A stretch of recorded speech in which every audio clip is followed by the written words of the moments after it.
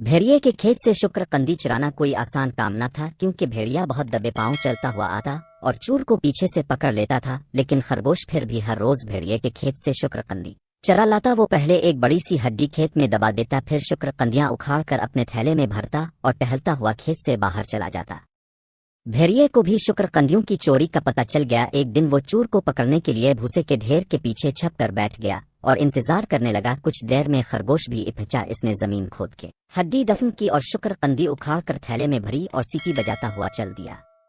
जो नहीं वो भूसे के ढेर के पास पहुंचा। भेड़िया झट से बाहर निकला और उसने खरगोश को पकड़ लिया। जारी है, तुम मेरे खेत में क्यों आए? भेड़िए ने पूछा। खरगोश ने कहा, मैं खुद नहीं आया हुआ, तेज थी, इसने मुझे उड़ाकर तुम्हारे खेत में ला फेंका। भेड़िए ने पूछा, फिर तुमने मेरी शुक्रकंदी क्यों तोड़ी? खरगोश ने मासूम सूरत बनाकर कहा, हुआ तेज थी, मैं सहारा लेने के लिए शुक्रकंदी का जो पौधा पकड़ता वो जड़ से अलिफा गिर जाता। भेड़िया खरगोश की चालाकी पर हंसा और बोला, ये शुक्रकंदियां तुम्हारे थैले में कैसे आ गईं? खरगोश ने मिस्कीनी से कहा, मैं भी इस पर गौर करता हुआ जा रहा था कि तुमने पकड़ लिया।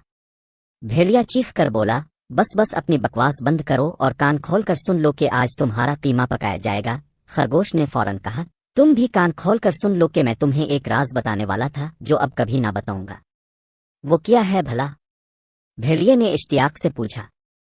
खरगोश होंठ भींच कर बोला, बिल्कुल नहीं बताऊंगा, बेशक तुम मेरा कीमा बनाओ, अब बोटियां उड़ा दो। अब भेड़िए का इश्तियाक बढ़ा। वो जितना पूछता खरगोश इतना ही इनकार करता रहा। आखिर खरगोश ने कहा, तुम ये समझते हो कि मैं उन शुक्रकंदियों की खातिर तुम्हारे खेत में आया था? ये बात बिल्कुल नहीं है भैया जी। तो फिर? भेड़िए ने पूछा। खरगोश ने कहा, मैं डायनासोर की हड्डियां लेने तुम्हारे खेत में आया था। मुझे मालूम हुआ था कि वो तुम्हारे खेत में दफन है। भेड़िए ने कहा, मैंने तो कभी डायनासोर का नाम नहीं सुना, पता नहीं तुम ये क्या जिक्र ले बैठे? खरगोश ने हैरानी से कहा, अरे तो क्या तुम डायनासोर का नाम नहीं जानते? भैया जवान हड्डियों को खा लेता है, वो अपने से सैकड़ों गन्ना ताकतवर जानवर को मार गिरा सकता है।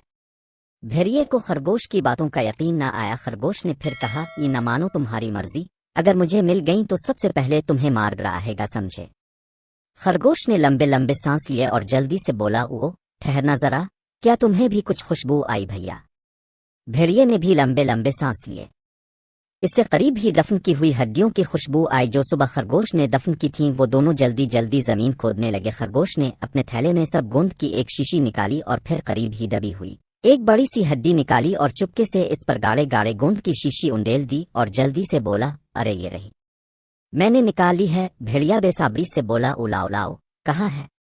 मुझे दो। इसने खरगोश के हाथ से हड्डी छीन ली और चबाने के लिए इस पर मुंह मारा, लेकिन इसके दांत गोंद में गुड़कर जिम गए और मुंह चिपक कर रह गया। वो गुरगुर खर खर खर। भेड़िए ने खरगोश को इमदाद के लिए पुकारना चाहा, लेकिन इसके मुंह से कुछ भी तो ना निकल सका। बेचारा कभी एक हाथ से हड्डी खींचता, कभी दोनों हाथों से जोर लगाता। इस कोशिश में इसकी आंखें बाहर अलिफाबल आई, पसीने से जिस्म शराबूर हो गया और आखिर हड्डी मुंह से बाहर निकल तो आई, लेकिन इसके साथ भेड़िए के 4 दांत भी बाहर आ गए। खरगोश जो सब तमाशा देख रहा था अब चुपके से खिसक गया।